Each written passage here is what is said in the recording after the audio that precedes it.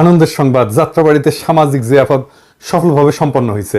যাত্রাবাড়ির প্রতিরোধ যোদ্ধাদের সম্মানে জিয়াফত এবং 10,000 মানুষকে খাওয়ানোর আয়োজন করা হয়েছিল। 10,000 মানুষ খাইছে। যাত্রাবাড়ি ছিল আমাদের জুলাই আগস্ট বিপ্লবের লেনিনগ্রাদ। তাই যোদ্ধা আর শহীদ পরিবারের সম্মানে এই সেলিব্রেশন। র্যালি হয়েছে, গান হয়েছে, আতশবাজি পোড়ানো হয়েছে, খাওয়া দাওয়া তো হয়েছেই। 10,000 লোককে খাওয়ানো হয়েছে সারাদিনে। তারপরে অনেক খাবার বেঁচে গেছে। এলাকার মাদ্রাসাগুলোতে দেওয়া হয়েছে খাবার। আমি অবাক হইলাম, 10,000 মানুষ তো কম না, তারপরেও খাবার বাঁচে কেমনে? আয়োজনে যারা ছিল তারা বলছে খোদা তাআলা বরকত দিছে। হয়তো দিচ্ছেন। যারা দান করছেন আমি তাদের কাছে কৃতজ্ঞতা জানাই। আধার প্রদীপ ফাউন্ডেশন বাংলাদেশ টিম কাজে সাহায্য করছে, তাদেরকেও আমি কৃতজ্ঞতা জানাই।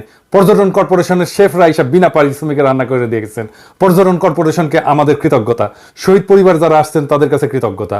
পুলিশের তরফে নিরাপত্তার জন্য ব্যবস্থা করা হয়েছে, উনারাও শহীদ পরিবারের পাশে বসে খাইছেন। এক অপূর্ব দৃশ্য। এইভাবেই অবিশ্বাস আর সন্দেহ কাটবে। আইজিপি সাহেব নিজে ফোন করে খবর নিছেন, উনারাও আমাদের কৃতজ্ঞতা। এত বড় আয়োজন আমরা করতে পারবো এটা আমরা ভাবি নাই, কিন্তু হয়ে গেল, খোদা তাআলা মিলাই দিলেন।